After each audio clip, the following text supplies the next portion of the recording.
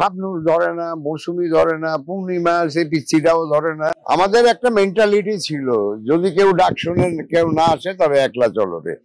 রাস্তার থেকে ভোগিন নিয়ে আইনাও শুটিং করতে পারবো, এই ক্যাপাসিটি নিয়েই কিন্তু ফিল্ম ইন্ডাস্ট্রি আসে। বাংলাদেশের বাণিজ্যিক ঘরানার পরিচালক, মধ্যমানের পরিচালক এফআই মানিক বলেছেন, রাস্তার ফকির ধরে এনেও নায়িকা বানাতে পারেন, স্টার বানাতে পারেন, তারকা বানাতে পারেন। অপু বিশ্বাসের কথা বলতে গিয়ে এই কথাটি বলেছেন এই এফআই মানিক।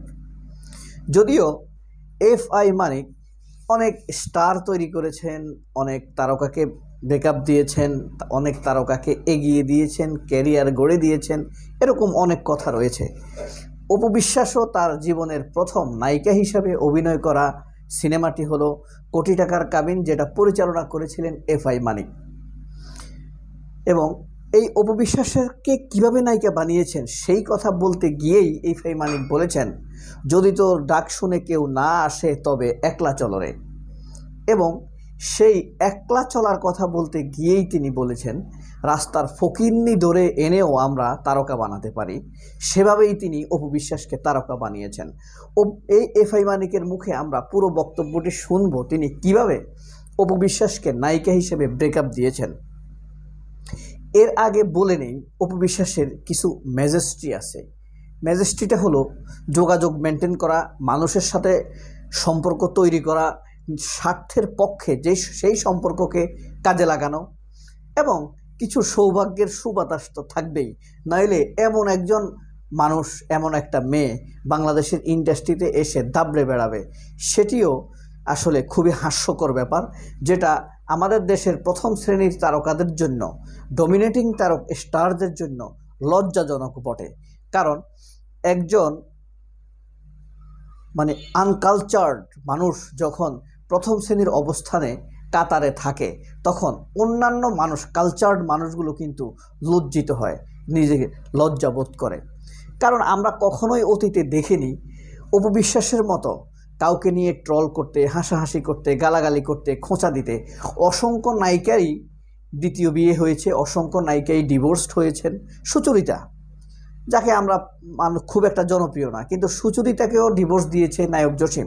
সুচরিতা কি নায়ক জসিমের চরিত্র নিয়ে প্রশ্ন তোলেনি? অথবা সুচরিতা কি নায়ক জসিমের দ্বিতীয় স্ত্রীকে নিয়ে খোঁচাখুচি করেনি? অপু বিশ্বাস সেটি করছেন, এই কারণেই বলছি লজ্জা। যাই হোক, বাকি কথা পরে হবে। আগে আমরা এফআই মানিকের মুখে অপু বিশ্বাসের নায়িকা হওয়ার গল্পটি শুনি, চলুন।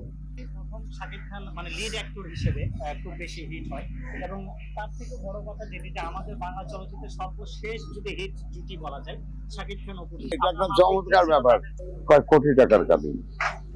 আপনি কি ছবি বানাবেন ভাই, আপনি পরিষ্কার বলেন তো। আমি ভাবলাম যে 13 ঘন্টা 14 ঘন্টা নাকি আবার শুরু করে দেয়। আমি সামাজিক ছবি বানাবো, আর্টিস্ট কারা, রাজ্জাক সাহেবকে নিবেন, ফারুক সাহেবকে নিবেন, আর ওই যে আপনার পোলা আছে না, ওইটারে নিবেন, শাকিব খান। আচ্ছা, ভালো কথা। পরে আমি যত নায়িকাকেই ফোন দেই, কেউ আর ফোন রিসিভ করে না। খবর হয়ে গেছে এর ভিতরে যে শুরু হবে এখন। শাবনূর ধরে না, মৌসুমী ধরে না, পূর্ণিমা সেই পিচ্ছিটাও ধরে না, এই মহা কেলেঙ্কারি না।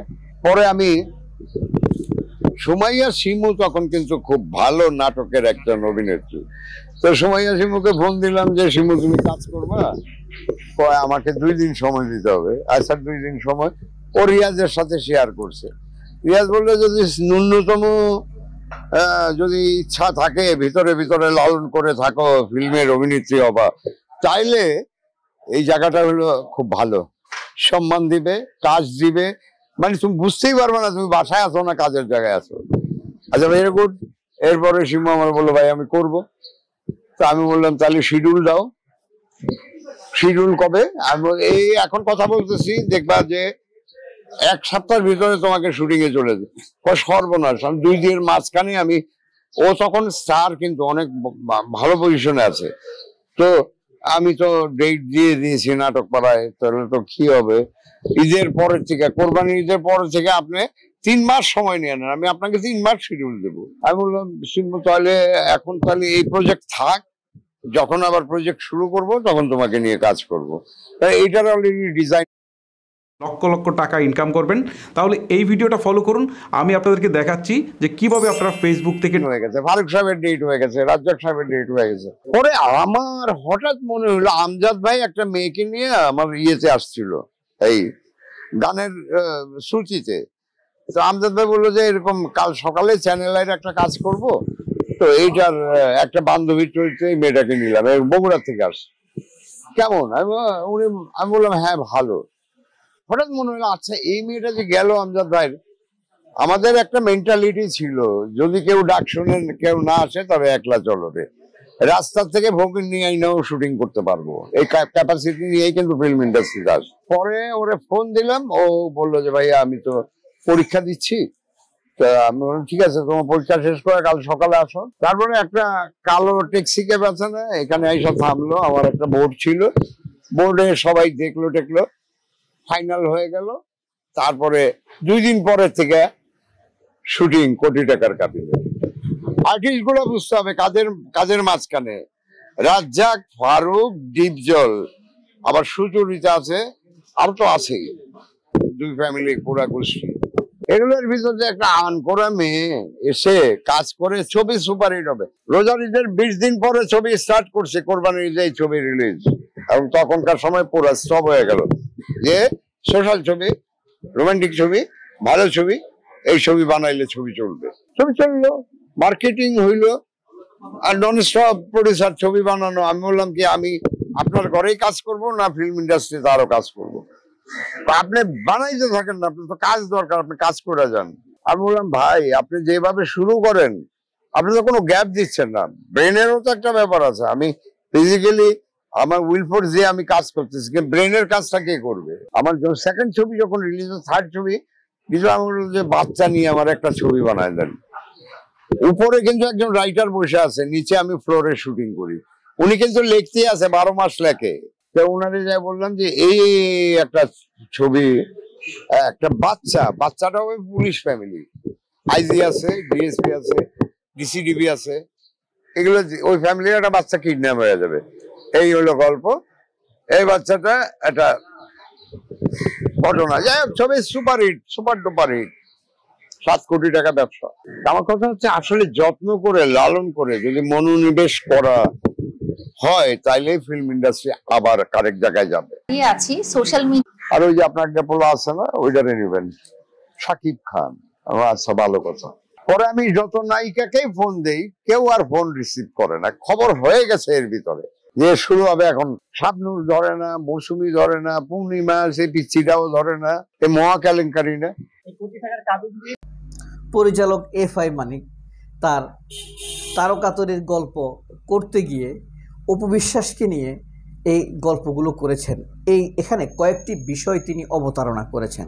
প্রথমত হলো এই সিনেমাটি ছিল ডিপজলের প্রযোজনা প্রতিষ্ঠান থেকে আসা সিনেমা, এবং ডিপজল ডিরেকশন দিয়েছিলেন। এখানে থাকবে বেশ কিছু বড় তারকা এবং অপ্রতিদ্বন্দ্বী তারকা, নায়ক রাজ্জাক, ফারুক, সুচরিতা, ডিপজল নিজে, এই লেভেলের পরিচালকরা এখানে থাকবেন। এটি একটি গর্জিয়াস প্রযোজকের পক্ষ থেকে গর্জিয়াস নির্দেশনা। আর নায়কের কথাও বলে দেওয়া হয়েছে থাকবে শাকিব খান। কিন্তু এফআই মানিক আরেকটা বিষয় অবতারণা করেছেন। এখানে শাকিব খানের কথা শোনার পর থেকে আর কেউ অভিনয় করতে রাজি হচ্ছিল না, অর্থাৎ কেউ ফোন ধরছিল না। শাবনূর ফোন ধরছিল না, মৌসুমী ফোন ধরছিল না। তারপরে যেই কথাটি সত্যতা আমরা পেয়েছি শাহরিয়ার নাজিম জয়ের সাথে শাবনূরের সাক্ষাৎকারে, সেখানে শাহরিয়ার নাজিম জয় বলেছেন অপু বিশ্বাসের নায়িকা হবার পেছনে শাবনূরের অবদান রয়েছে। শাবনূর কোটি টাকার কাবিন সিনেমাতে ফার্স্ট কাস্টিং ছিলেন, কিন্তু তিনি ফোন ধরছিলেন না। তখন আবার শাহরিয়ার নাজিমের সাথে ছিলেন শাবনূর, এই কারণে শাহরিয়ার নাজিম জানতেন ব্যক্তিগতভাবে। সেই জিনিসটি আবার সাক্ষাৎকারে তুলে এনেছেন, সবাই জেনে ফেলেছে। এইভাবেই শাবনূরের অবদান ছিল, শাবনূর ফোন ধরেননি। এটার কারণ ছিল শাবনূরকে কেউ একজন থামিয়ে দিয়েছে যেন অপু বিশ্বাস এখানে চান্স পায়, এই একটি অবতারণা। আরেকটি বিষয় বোঝা গেছে যে শাকিব খান নায়ক হওয়ার কারণে কেউ অভিনয় করতে রাজি হচ্ছিল না। আসলে শাবনূরের বিষয়টি তা না। শাবনূর শাকিব খানের সাথে অভিনয় করার জন্য সবসময় প্রস্তুত ছিলেন, মানসিকভাবে প্রশান্তিতেও থাকতেন। তিনি অভিনয় করতে চাইতেন না ফেরদৌসের সাথে, এটি এফআই মানিক বুঝিয়েছেন যে অন্য কেউ রাজি না হওয়ার কারণে অপু বিশ্বাসকে ফোন দেওয়া হয়েছিল। অপু বিশ্বাস তখন বলেছে, আরেকটি সাক্ষাৎকারে মানিক বলেছেন, এফআই মানিক বলেছেন, অপু বিশ্বাস তখন বলেছেন যে সুভাষ দত্ত তখন তার সাথে কথা বলেছেন অনেকবার, কিন্তু কোনো সিনেমাতে নিবেন বলেছেন কিন্তু নিচ্ছেন না, আর কোনো কথা বলেননি। সেভাবেই অপু বিশ্বাসের এখানে চান্স পাওয়া এবং সিনেমাটি হিট হয় এবং খুব ভালো হিট হয়। এরপর থেকে এই ঘরানার অনেক সিনেমা এফআই মানিক পরিচালনা করেছেন একই ধরনের, যেটাতে তিনি ব্রেইন মেধা খাটিয়ে কাজ করতে পারছিলেন না, সাধারণ নির্দেশনা দিয়েই গল্প করছেন আর সিনেমা বানিয়ে যাচ্ছেন, একের পর এক হিট হচ্ছিল। সেই ধারাবাহিকতায় শাবনূরের সাথেও শাকিব খানের অনেক সিনেমা হয়েছে, কিন্তু অপু বিশ্বাস তখন পেয়ে বসেন শাকিব খানকে। একটা ধারা পর্যন্ত তিনি এগোতে থাকেন। আবার শাকিব খান যখন অসুস্থ হয়ে যান তখন কিন্তু অপু বিশ্বাস শাকিব খানকে ছেড়ে দিয়েছে। যখন সিঙ্গাপুর গিয়েছেন তখন অপু বিশ্বাস টপাটপ, ওই যে দুই একটা সিনেমা হিট হওয়ার কারণে মান্নার সাথে আমিন খানের সাথে অনেকগুলো সিনেমা চুক্তিবদ্ধ করে ফেলেন। এর মধ্যে আবার মান্না কয়েকদিন পর মারা গিয়েছে।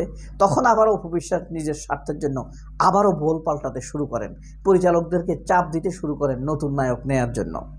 সেই ধারাবাহিকতায় আবারও অন্যান্য নায়করা অপু বিশ্বাসের সাথে, ইমন, নীরব, এরা ভিড়তে শুরু করে। তখন আবার যখন শাকিব খান ফিরে আসেন, আবারও শাকিব খানের সাথে ভেঙে যাওয়ার জন্য অপু বিশ্বাস পায়তারা করতে শুরু করেন। এভাবেই অপু বিশ্বাস নিজের কাজকে এগিয়ে নেবার জন্য নিজের স্বার্থকে দেখেছেন, যেটা অনেক তারকা অভিনেতা মিশা সওদাগর, এমনকি শেষে আমরা শাকিব খানের মুখেও শুনেছি অপু বিশ্বাস সিনেমা করার জন্য, নিজের ক্যারিয়ারের জন্য কিভাবে নিজের সন্তানকে ব্যবহার করেছেন, সন্তানকে রুমে আটকে রেখে কলকাতা চলে গিয়েছেন, আবার শাকিব খানকে কিভাবে অপদস্থ করেছেন। সব কিছু কিন্তু নিজের স্বার্থে। শাকিব খানের পরিবারকে অপদস্থ করা, নিজের সন্তানকে আটকে রাখা, সন্তানকে ব্যবহার করা, 2বার অ্যাবর্শন করা, 3য়বার আবার এই সন্তানকে নিয়ে আসা, শাকিব খানকে ব্ল্যাকমেইল করা, সব কিছু কিন্তু তার ক্যারিয়ারের স্বার্থে তিনি করেছেন। এখন যা করেছেন শাকিব খানের প্রশংসা করছেন, তাও সেই ক্যারিয়ারের স্বার্থেই করে যাচ্ছেন। শবনম বুবলিকে অপদস্থ করছেন ক্যারিয়ারের স্বার্থে, নিজের ব্যক্তি স্বার্থেই করে যাচ্ছেন। এভাবেই অপু বিশ্বাস নামের একজন মহাতারকা, মহারানী, কুইন পেয়েছে বাংলাদেশের চলচ্চিত্র এফআই মানিক। তবে একটি বিষয় উল্লেখযোগ্য, এফআই মানিক সবসময় অপু বিশ্বাসকে ফেভার করেন। কোনো এক কারণে এখানে হয়তো ফকিন্নি টকিন্নি বলেছেন, কিন্তু তিনি সবসময়, কারণ যতবারই শাকিব খান এবং অপু বিশ্বাসের ম্যাটার নিয়ে তিনি সাক্ষাৎকার দিয়েছেন, ম্যাটার বলতে ব্যক্তিগত বিয়ে প্রেম নিয়ে সাক্ষাৎকার দিয়েছেন, প্রত্যেকটি সাক্ষাৎকারে দেখা গিয়েছে তিনি অপু বিশ্বাসকে মারাত্মকভাবে ফেভার করেছেন, আর শাকিব খানকে তিনি ভয়াবহ রকম ডিসফেভার করেছেন। যদিও এখন সেটা তিনি কিছুটা কমে গিয়েছে, তিনি শাকিব খানকে ফেভার করছেন কিছুটা। সবাই অনেক ভালো থাকবেন। আল্লাহ হাফেজ। আসসালামু আলাইকুম।